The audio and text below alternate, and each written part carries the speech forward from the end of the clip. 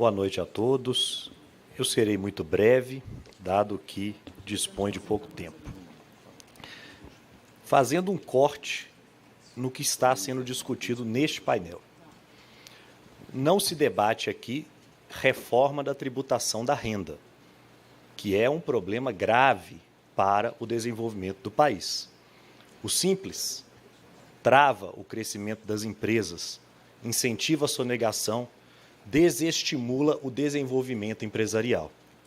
Portanto, há problemas graves que necessitam ser endereçados, que vão muito além do que é objeto de debate neste painel. Esse é o primeiro ponto.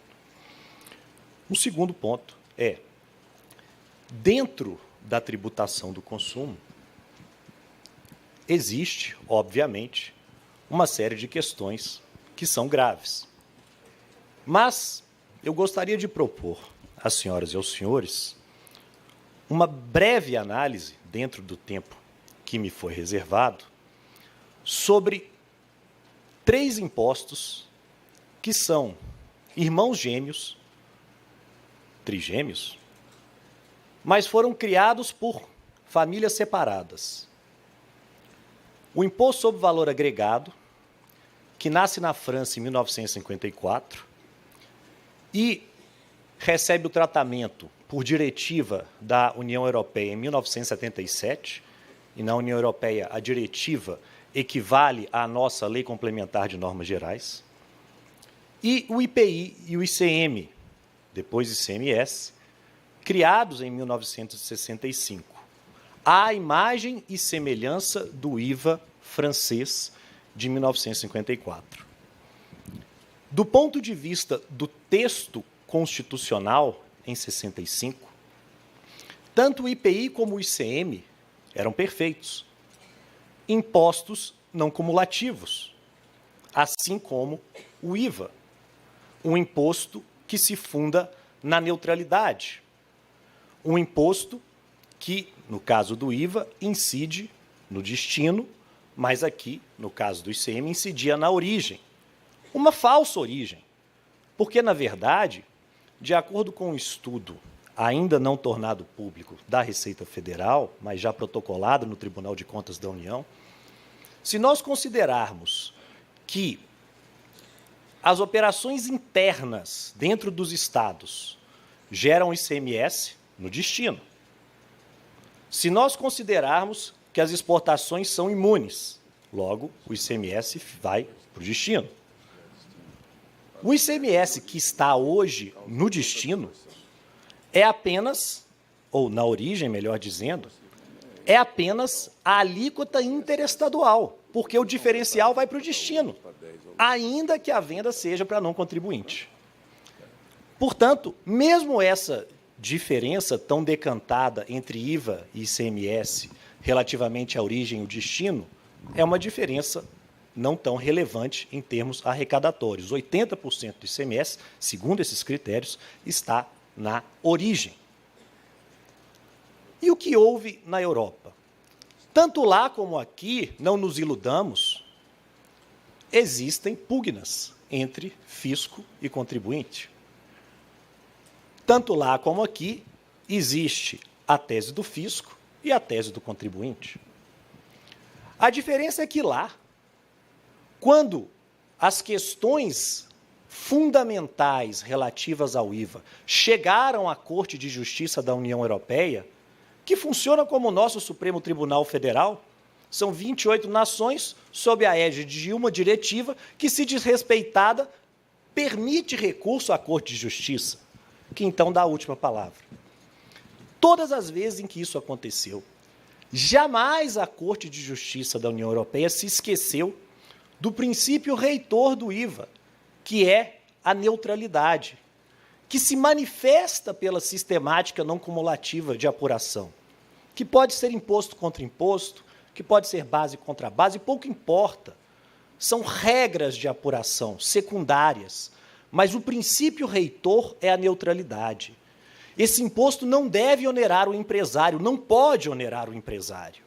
Ele deve ser transferido na cadeia para ser suportado pelo consumidor final.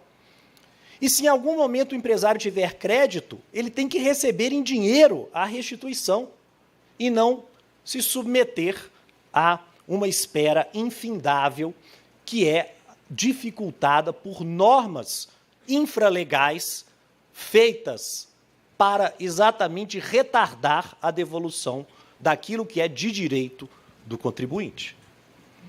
Portanto, lá, esse imposto, previsto como neutro, não cumulativo na diretiva, todas as vezes que foi desafiado pelos fiscos nacionais, foi mantido pela Corte de Justiça Europeia conforme a sua essência positivada na diretiva.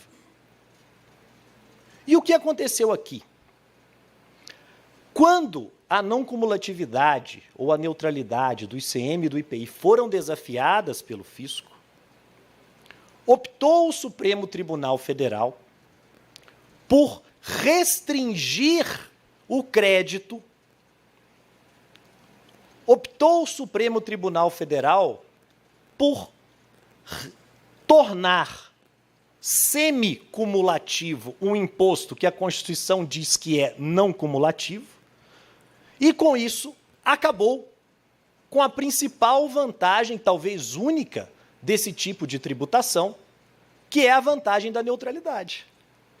Porque, se o tributo não vai ser neutro, se ele não vai onerar apenas o consumidor final, se ele será suportado pela cadeia produtiva, se ele descapitalizará o empresário, então é melhor que seja cumulativo ab início, com a alíquota mais baixa, porque a apuração é mais simples e a fiscalização idem.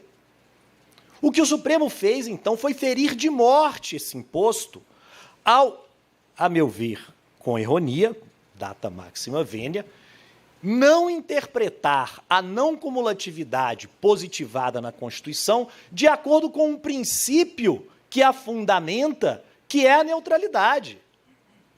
Ficamos aqui em uma discussão estéril, se não cumulatividade seria princípio ou regra. O fisco dizendo que é regra e por isso admite restrições, o contribuinte dizendo que é princípio e por isso tem que ser amplo. Não é nada disso. A ideia é que o tributo seja neutro. E os mecanismos técnicos devem viabilizar a neutralidade. Então vejam que interessante.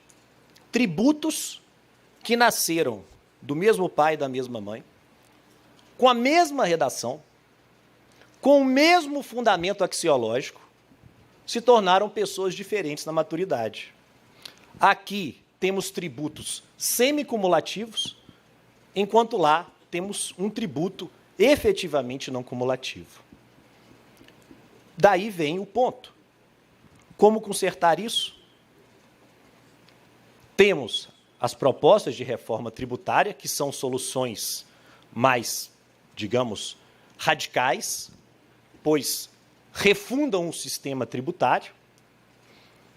E temos uma outra possibilidade, a de reformas pontuais.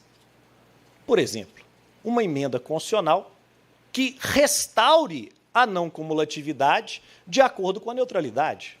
Isso resolve o problema do Supremo Tribunal Federal, que o Supremo criou ao acolher equivocadamente a tese do fisco.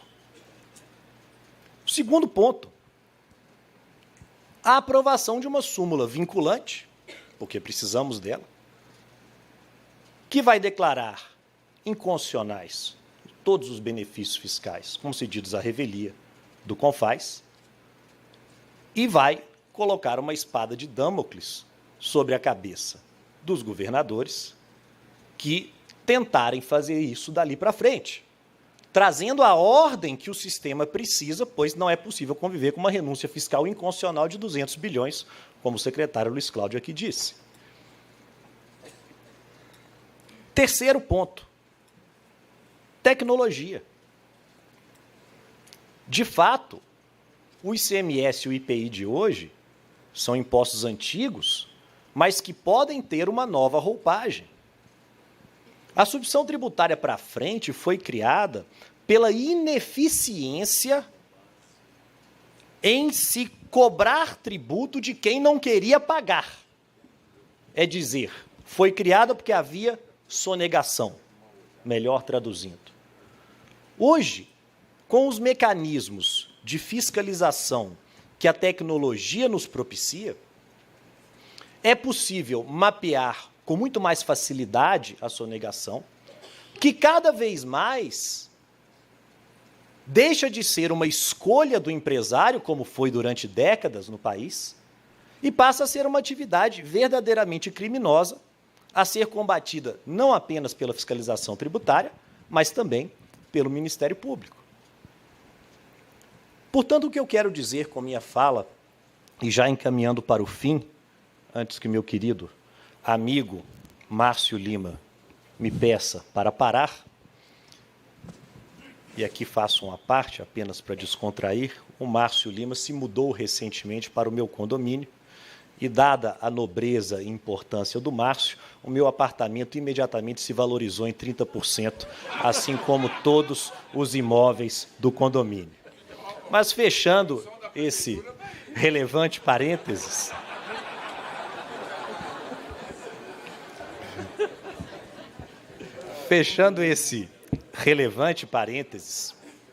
o que eu quero dizer é que há duas abordagens para o problema.